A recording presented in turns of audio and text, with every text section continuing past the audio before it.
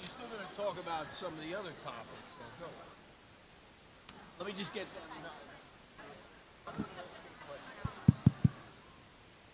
Morning, everyone.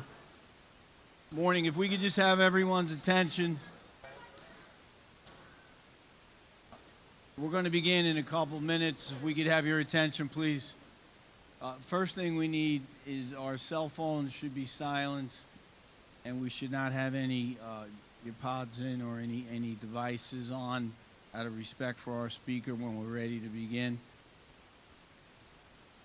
So please make sure none of those are on, and we will get started in a couple minutes. Mr. Krapels is going to introduce our very special guest speaker who's a longtime friend of Northern Valley. So just give us a minute or two, just get everybody settled.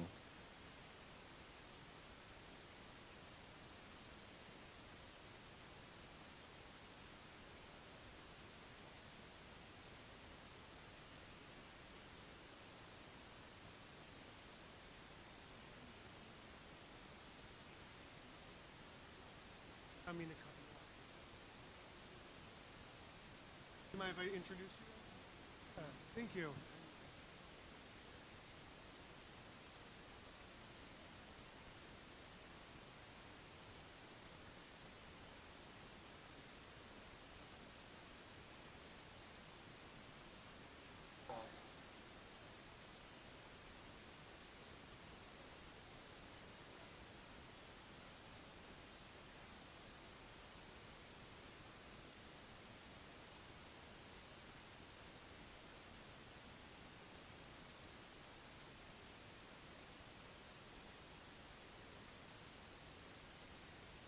Hi, everybody.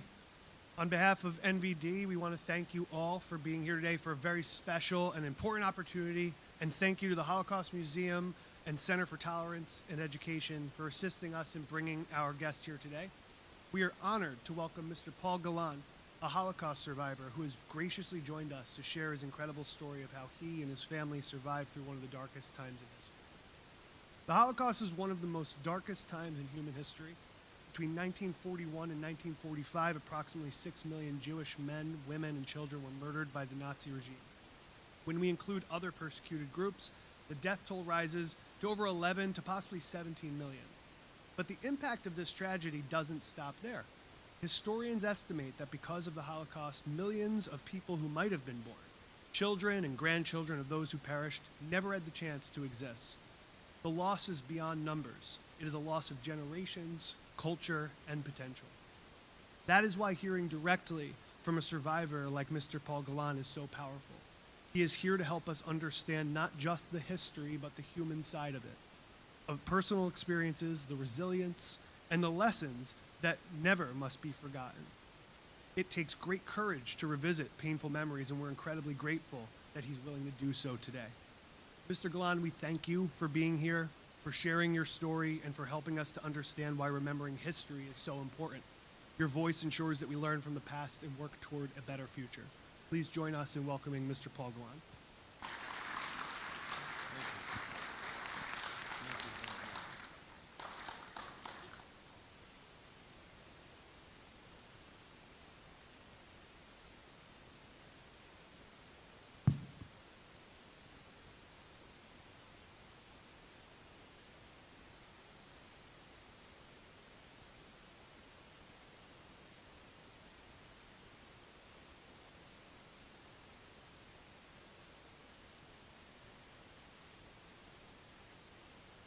Thank you. Let's see, where should I begin? Tell you stories about experiences that I had during World War II.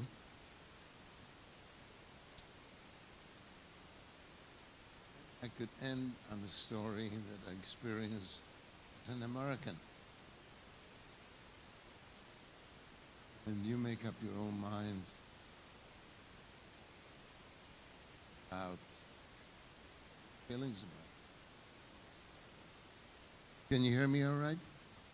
Yeah, okay. I was born in a country called Czechoslovakia, which was a very nice country in Eastern Europe, surrounded by other countries such as Hungary and Poland and Russia and so forth and so on. We lived in a small city where my father and my grandfather were making their livelihoods as merchants, grain merchants. It was an agricultural area, and they were buying and selling the grains of various sorts and selling them to major mills that were primarily using the mills, using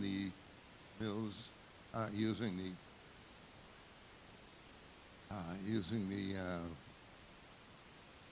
results of the harvests and so forth and so on. And it fed people. It fed a very large part of the country, and it fed animals. But the big thing was food to human beings. It was a very nice area. My father would go out to mills and farms and buy and sell large amounts of grain and sell it to mills.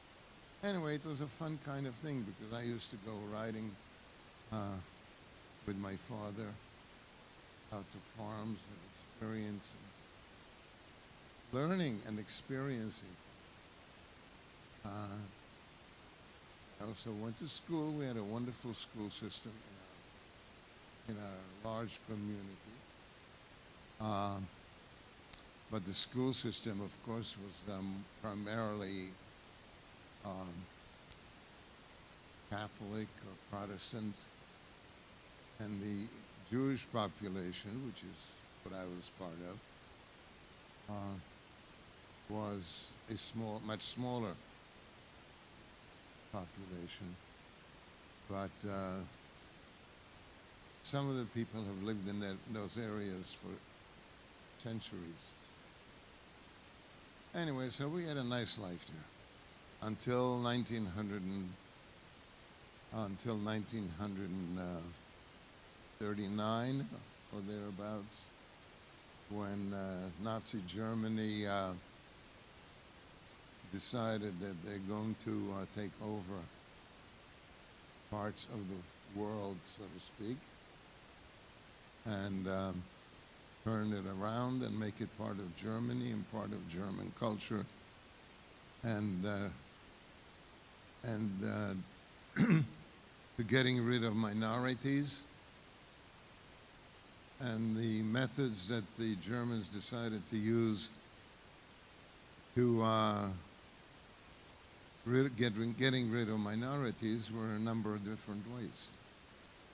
Many of them, much of them, ending up in death camps, ending up in various forms of killing people.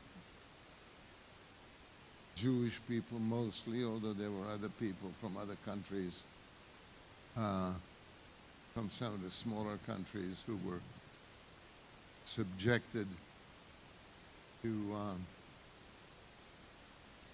being subjected to same sort of punishment, same sort of discrimination as other parts of the country. But the whole point was to get people of the Jewish faith and other smaller groups,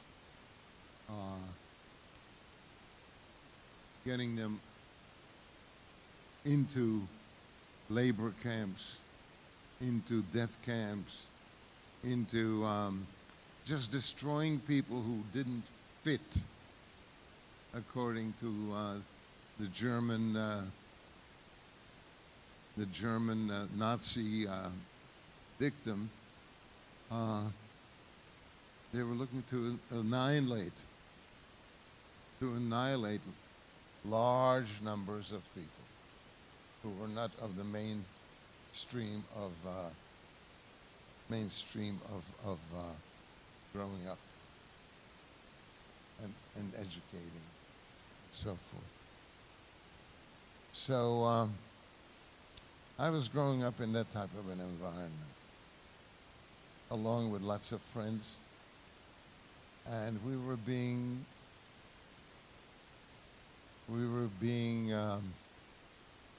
pursued and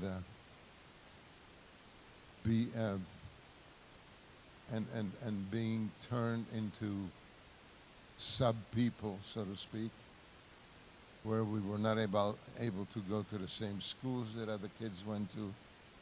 We were not allowed to go to upper classes. Like I had two older sisters.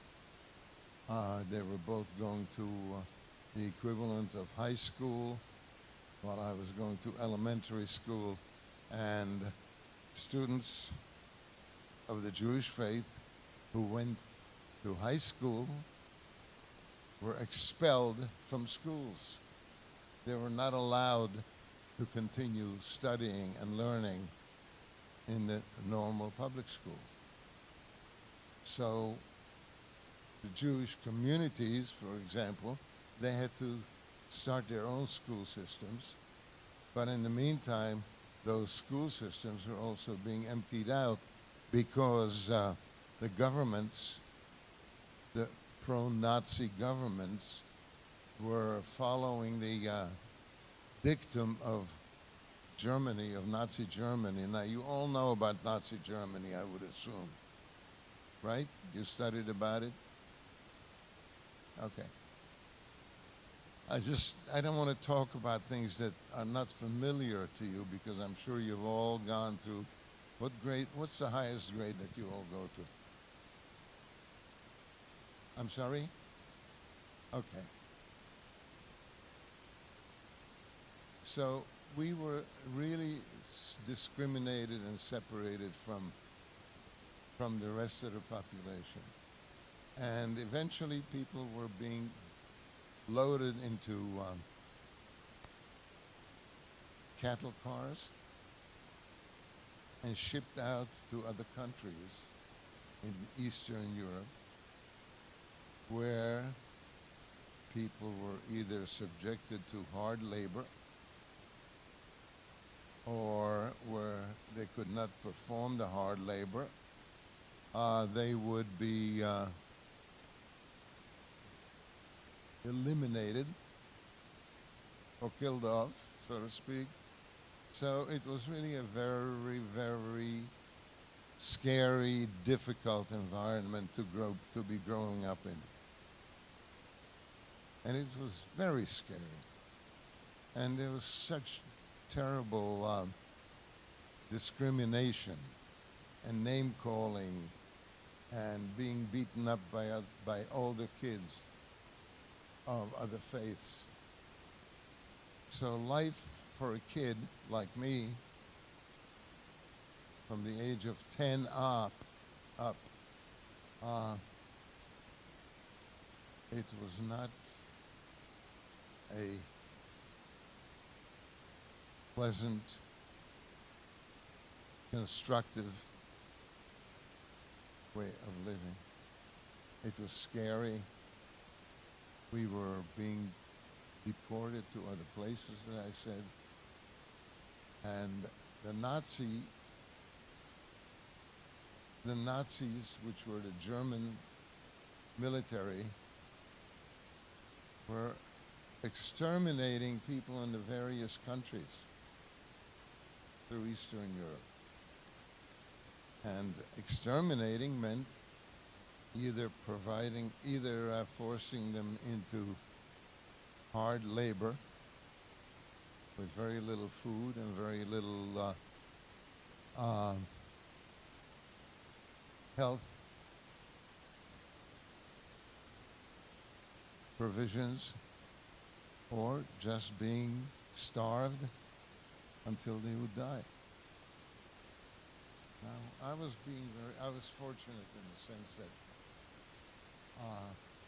my father's profession and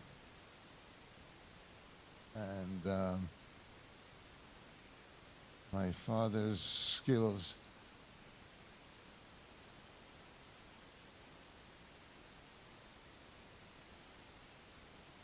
Am I being funny? Okay, thank you. I'm about to get into some serious talk here, and it would be very difficult for me to focus or concentrate on telling the story if people are having fun in the meantime. This is not a fun subject. Please understand, and no matter what you may see on television, and no matter what sort of movies you may see, it can be pretty bad. All right, so bear with me. Thank you. I don't mean to offend anybody. I don't mean to insult anybody, but it's very painful to watch people just making their own fun. This is serious stuff.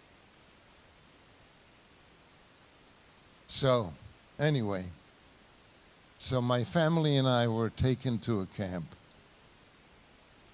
away from our home. Our belongings were all taken away. We were stripped down to minimal possessions of any kind. My family was also scattered into different camps. I had two sisters, my parents and I. My sisters were in their 17s, I should say, and 18s. They were twins. My father, although he was an expert in the grain world, was put to labor in a plant, in a factory of some kind. And my mother and I was still a kid, little kid. My mother was able to stay with me because I was a minor. But even though I was a minor, my way of life became totally different. There were guards, there were barracks that we lived in, there were beatings, there were people who were being selected for harder labor, there were people who were getting too old and they would disappear. And it wasn't until years later that we found out that those people who disappeared were killed. So there was no easy escape. And meanwhile, there was a war being fought all throughout Europe and some of the other parts of the world. And people were being murdered. People were being annihilated. Soldiers were losing their lives. So it was a really difficult, tough way of surviving. Food was scarce. Accommodations of any kinds, like living in barracks, that were cold in the winter and hot in the summer. These were all things that we had to adjust to, and the hope that our lives will eventually change for the better. Although I know that my grandfather, who was a man in his 90s, when he was taken to a concentration camp with other relatives of my family, my grandfather, the day after he got to the camp, he was taken away, and that was the end of it. You never saw him, you never heard of him. The only thing you could assume was that he was murdered, because there was no use for old people. And I was getting older and learning these new ways of life that was scary, painful, and very difficult to understand why life changed the way it did, from a nice, pleasant home, being separated from my sisters, being separated from my father, and not knowing whether we're going to live or not. So this is only the introduction to the kind of life that I was brought into. And fear. I was a little boy. I was in this, what was I? I was in my early teens. A lot of fear. Guards everywhere with dogs. Guards with whips. Guards they would treat you like animals. And it was a very, very frightening way of life. And the only thing we had hope for was that the war might end someday. And you would see people come into the camps and a few days later disappear for various reasons, or being sent off to other camps. My sisters, they were separated. Each one was sent to a different camp with no idea where they were. No idea where my father went to. And all you could do is pray and hope that you will survive. And you saw beatings, and you saw all kinds of mean-spirited things being done to the inmates.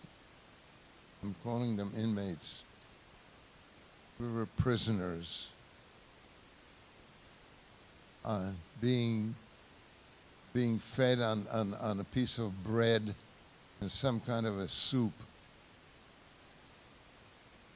each day. That was the only meal that people received. Life was very, very scary. And you grow and you learn, and I really don't want to go into all the details, because it's the past. And it's the past that we don't ever want to see return. We don't want to see people being punished or killed or whatever it was. You were just hoping that things will change. And you heard rumors, that the American army was close and that the Russian army was somewhere else, because there were 4 major forces involved in fighting the Germans, the Nazis. There was the United States, there was England, there was Russia, there were smaller countries that participated in the fighting. it was just, you didn't know from one day to the next what was going to happen. And you hoped and you were trying to do whatever you can to survive, whether it was trying to steal a second piece of bread. Yes, steal, because one slice of bread was not enough. Or whether you were able to tear an apple off a tree, hide it, and then eat it in your barracks so nobody would see it, because if they saw it, they would steal it from you. And people were disappearing all the time. So it was really a terrible, terrible way of survival, and not knowing what happens to the rest of your family.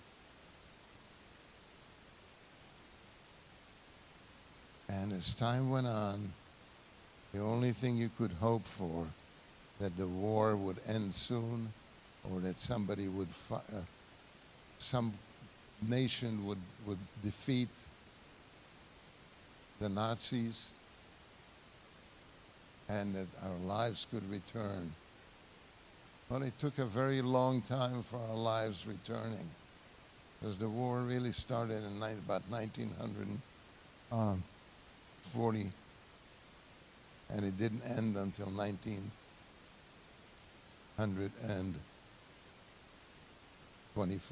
50.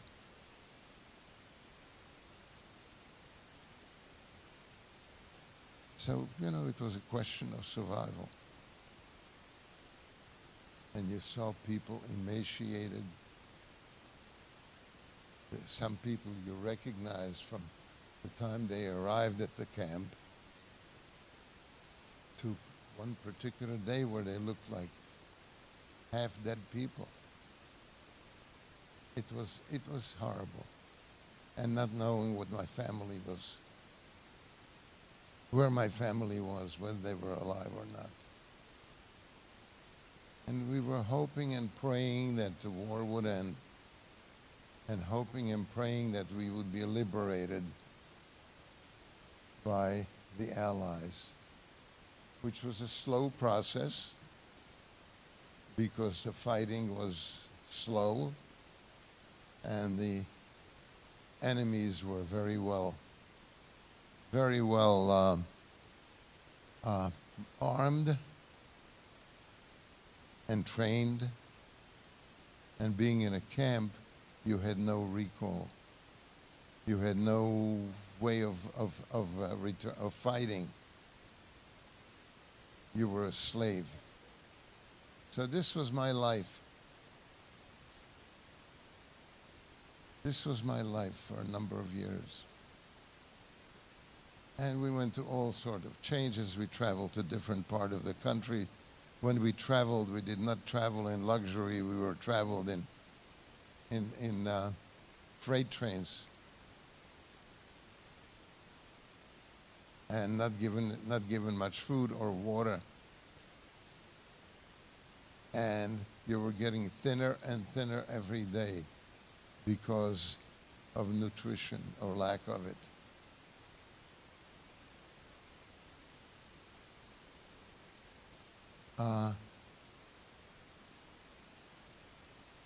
It was really horrible.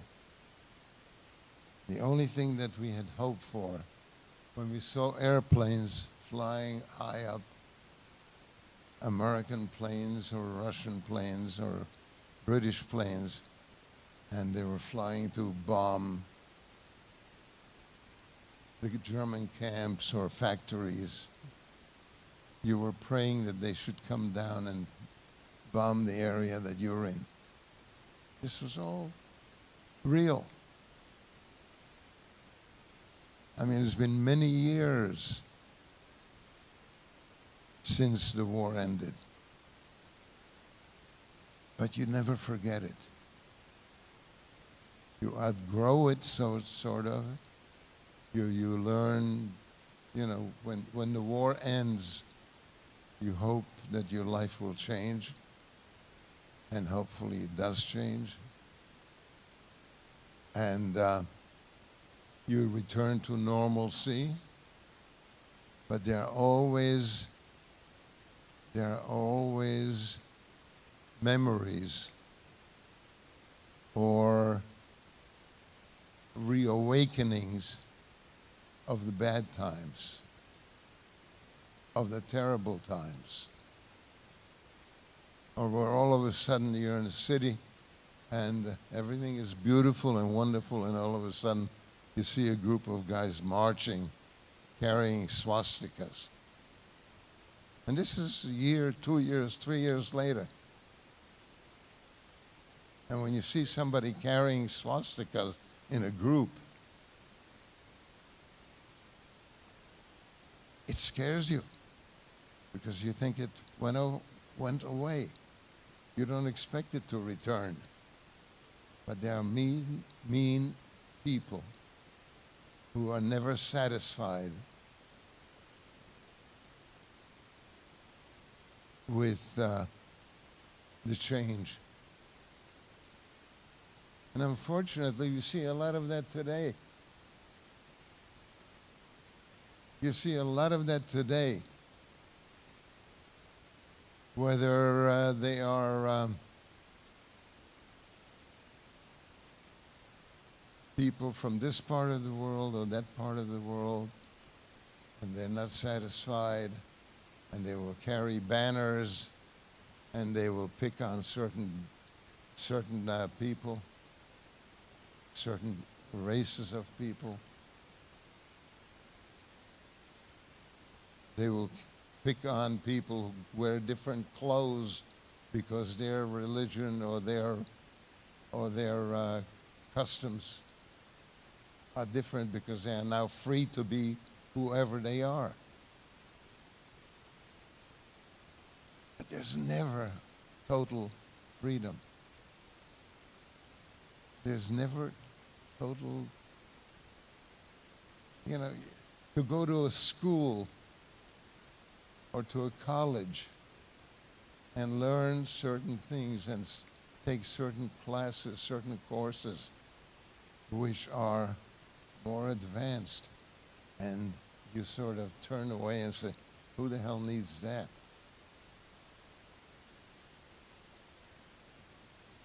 I want to get out of school and do something else. And then there are students who are eager to study and eager to learn and eager to learn about how the world changes.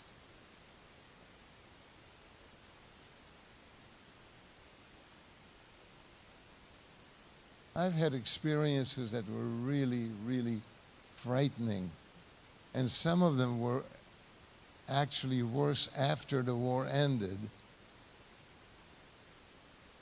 than during or before. Getting beaten up by other kids who were not Jewish was a daily experience. Not being able to go to a normal school because of your faith was a terrible change for you. You couldn't study, you couldn't do this, you couldn't do that. You couldn't go into a movie theater. I'm just going back and forth now with the experiences. You know, the war ends, you expect everything to be normal, everything to be good, to be colleges to be open to eager students to learn things. Other students going to, I went to a high school that was a very mixed high school in terms of ethnicity. And there were students there who were really good students, and they worked very hard. I'm talking about post-war right now. And then there were other students who couldn't care less. And I'm sure some of you may have experienced it in other schools. I don't know. But I went to a high school where so many different things occurred. And there were students who were outstanding, and there were students who were terrible, and they were being sent to the dean's office every other day because they were not interested.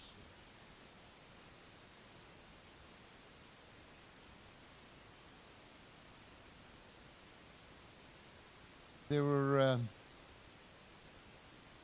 so these were things you grow up with, and you learn, and hopefully you learn the right things, and you choose the right things to do, and how to build your life.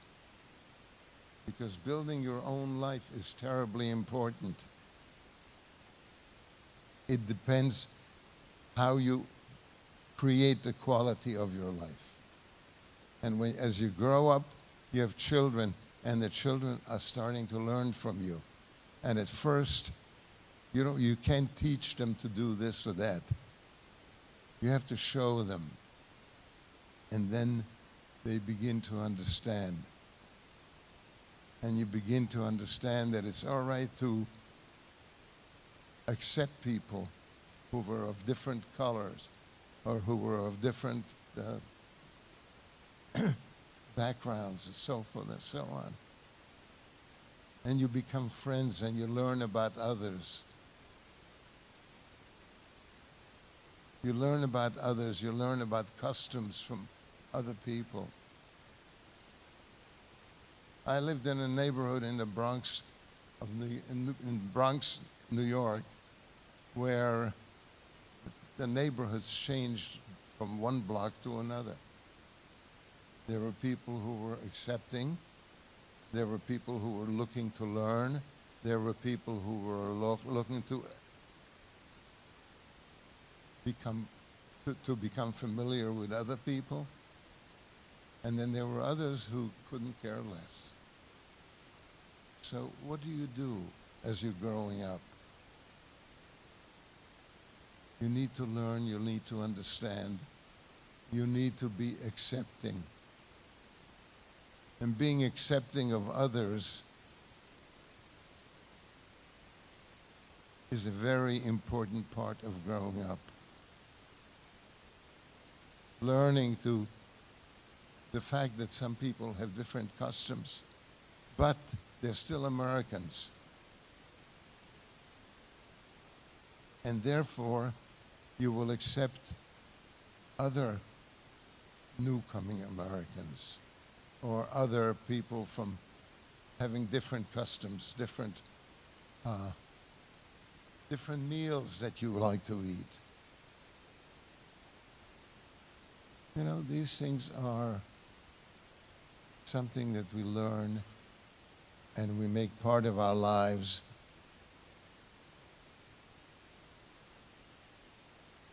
And you build on it. You know, I went to a school, I mentioned it before, in the Bronx. We had such a mixed group of people. The Bronx was not one of the better neighborhoods of New York. And therefore, you had to really learn a lot. Because if you don't learn, if you don't begin to understand, if you don't begin to accepting other people is a very, very important part of growing up. And to call somebody a nasty name without even knowing somebody, you know, it has an effect on you. I became friendly with a student who was Puerto Rican. And neither of us could speak English at first when we started school. And one day, as our English improved somewhat,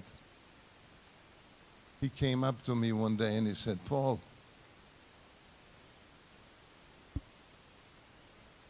I, American, You foreigner. So, you want to be friends? And you have a choice of saying yes or no. I said yes. And we became friends. I had a classmate in high school who became a very famous general in the United States Army. His name was General Colin Powell. He fought in the war in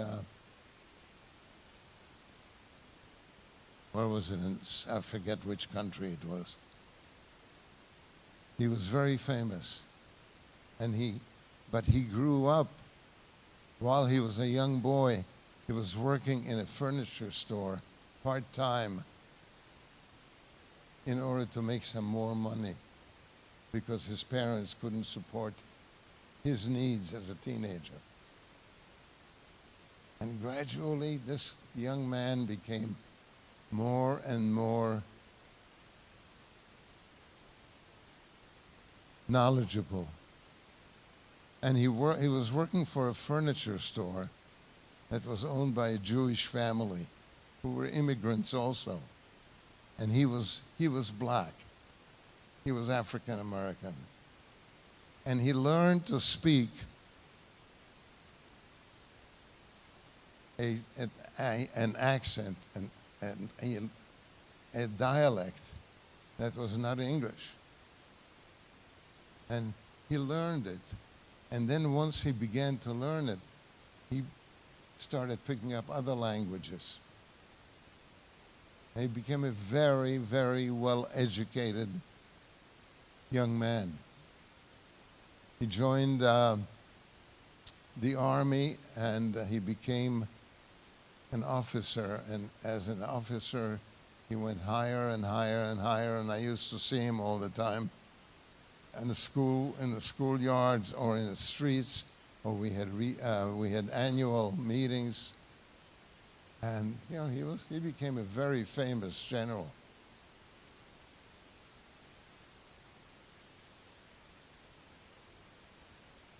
And he grew up in a neighborhood that was impoverished. And he had to work part-time and just improved his life. He was such a role model to so many other people. And when you see those things happen, it gives you so much encouragement. It motivates you. It motivates you to better things, more interesting things. Get out of fights in the streets. It's all a question of what you choose to do. I'm going to share an experience with you. I was already a grown man, responsible. I had my own business. I was a filmmaker. And as a filmmaker, I had to learn a lot. I had to learn a lot about dealing with people. And I became, fortunately, at one point in my career as a filmmaker, I was asked to train a very high level banker. I was teaching him how to present and how to act and how to tell important stories and messages to people watching the films that his bank produced. And then one day, he said to me, Paul, we're going to start, he was promoted to a very high office in banking. And when I found out that he was given this major promotion, I was having lunch with him, discussing the next project. And I said, by the way, I'd like to congratulate you for this new project that you are involved in and the promotion that you received. And he said to me, oh yes, thank you very much, Paul. It's very nice of you to think of it. But yes, I have a very big job now. And one of the new challenges that I have to deal with is with people who are using the banking systems in major banking on how to take over companies. And he says, it's really a problem because it's difficult for us to, I mean, we are a very reputable bank, and we have to be able to deal with these people,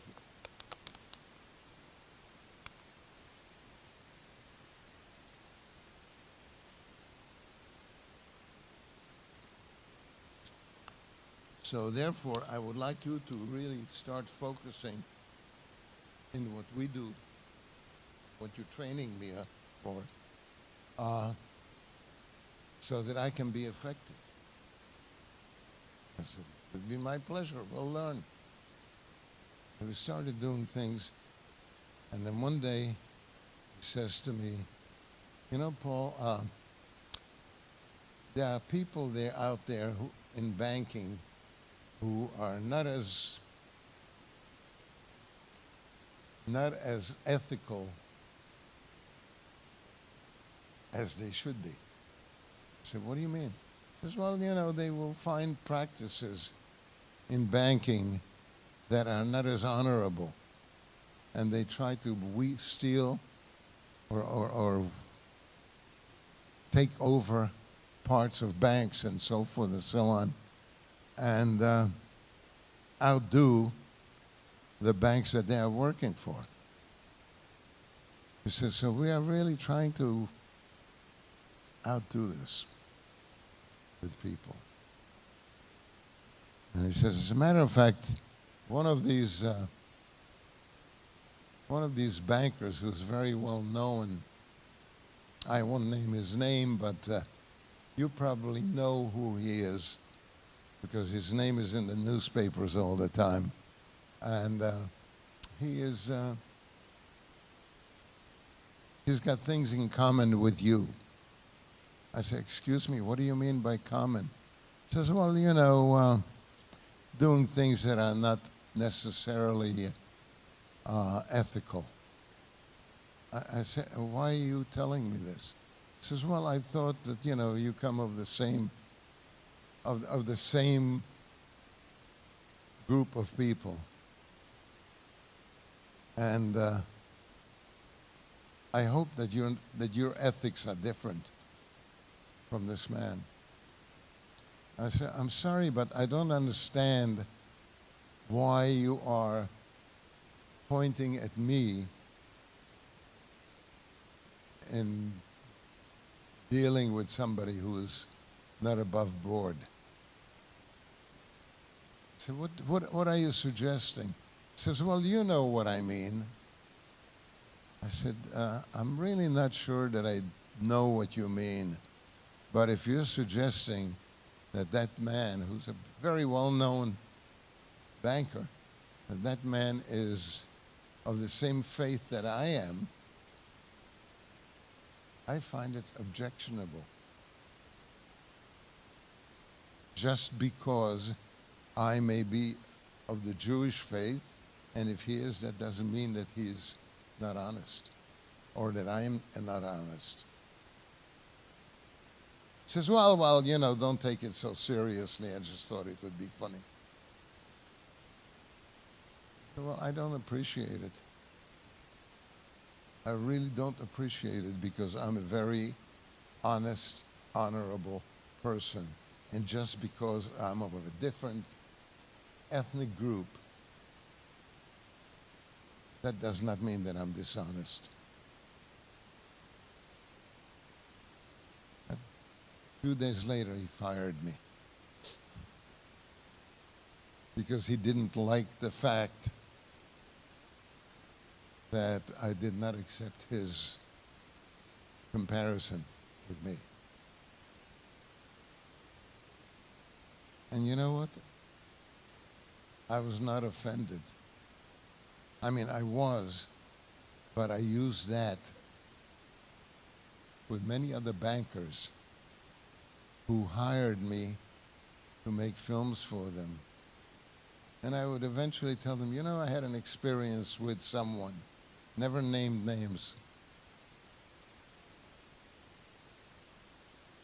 But I had an experience with someone who really accused me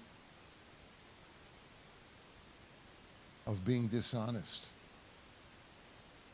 or of a group of people who are dishonest. So a few days later, I got a phone call from his office in St. Louis, where they told me that Mr. So-and-so, I won't name names, has decided he does not want to do any more films with you. So he fired me. But you know, you learn a lesson from that. You don't say, well, it's a terrible thing, I could never do something like that, blah, blah, blah, blah, blah. You have to stand up for yourself. You have to stand up for yourself. And you have to defend who you are and what you are. Just like that general, whom I'm not naming, but he was a big general. He used to work in that furniture store where people spoke the Yiddish language, and he learned to speak it with them. And he used to talk that way all the time and was very proud of the fact that he learned that language. And he became a very, very famous American person, American general. These are lessons you learn. You can either go and hide or say, oh, no, I'm not that type of a person. Or you can go and say, it's really very sad because I know what it's like. Or I've seen what it's like. And I know some of you are sleepy and tired. But I really wanted to share this story with you, because this man was so big, but he knew what humility meant. He knew what honesty meant. Unfortunately, he died prematurely. It's very sad. But I learned something from that. Never, ever deny who you are. If somebody calls me by name, hey, you miserable, you dirty Jew, whatever, I would stop and I'd say, what's bugging you? What's bothering you? Have I done anything to you? Have you ever seen me do something dishonest? You will never see me do that. You learn these lessons in life. Now, perhaps to some degree, I learned some of these lessons during the tough times when I was in a concentration camp, in a German concentration camp. But you have to learn from it. And not just, I'll deal with somebody else. Which we do. It's easier sometimes.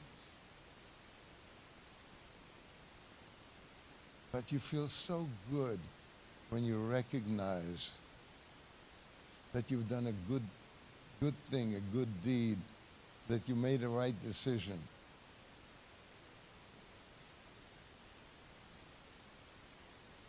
So from the horrible part of my life, where I was afraid of dying any day, I learned some lessons. And I'm very proud of the things that I've achieved. I became a filmmaker. I made films on television and so forth and so on, different places. But I was always proud of having done what I did.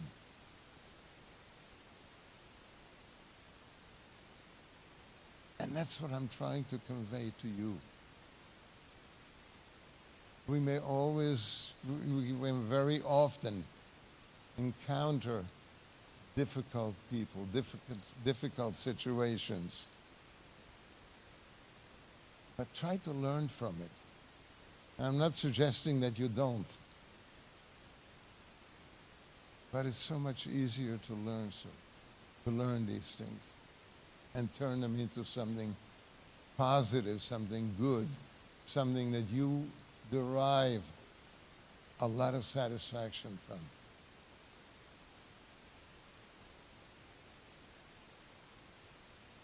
And this is what I'd like to write.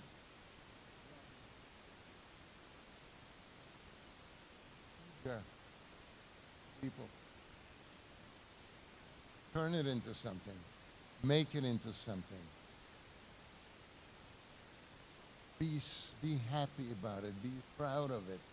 Whatever you've achieved, be proud of it.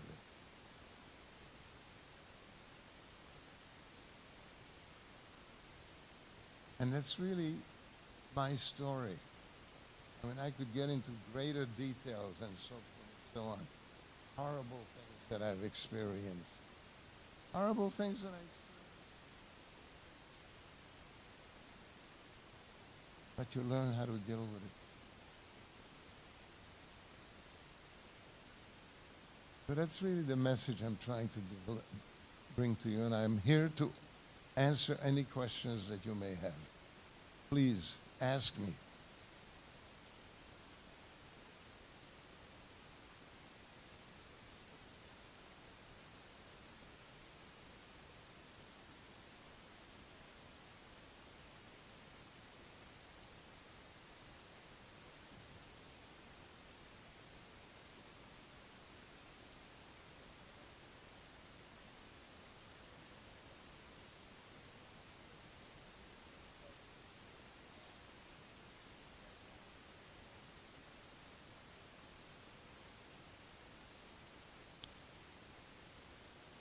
Don't be embarrassed.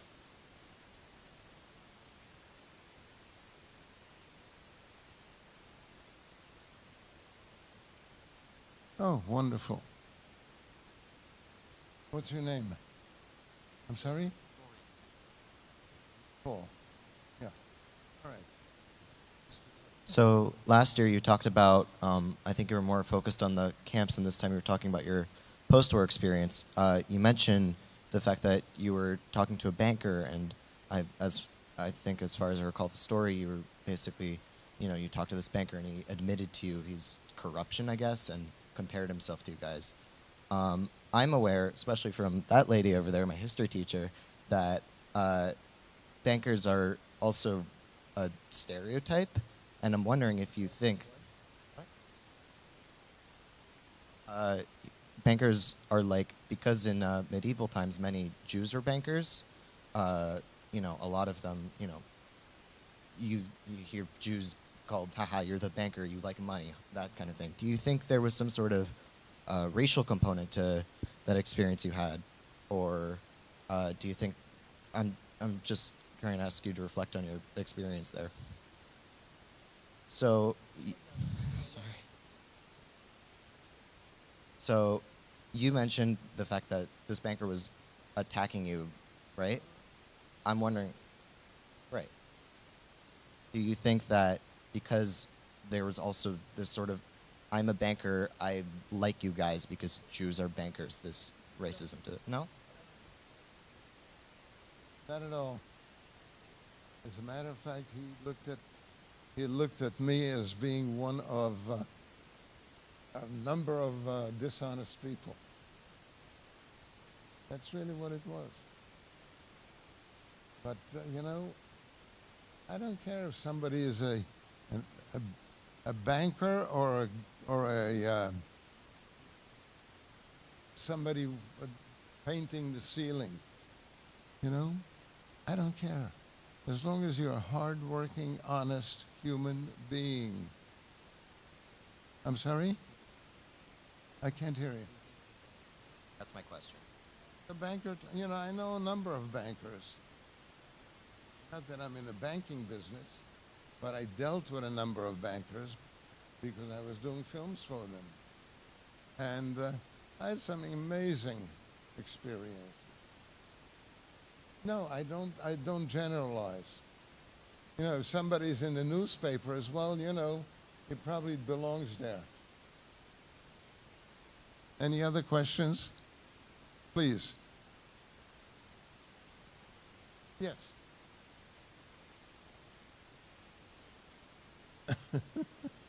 Can you fly? First of all, what's your name? I'm sorry? Quran? Yeah. So you said you worked in the film writing industry and the financial industry, and you were discriminated in both of them? Well, you gave us a story. Were there any other fields of work that you did? Were there any other fields of work that you worked in and were you discriminated there? Not necessarily. Not necessarily. Yeah? I'm going to end it. All right, we can have everyone's attention. We'd like to thank Mr. Galan for taking the time to be here today.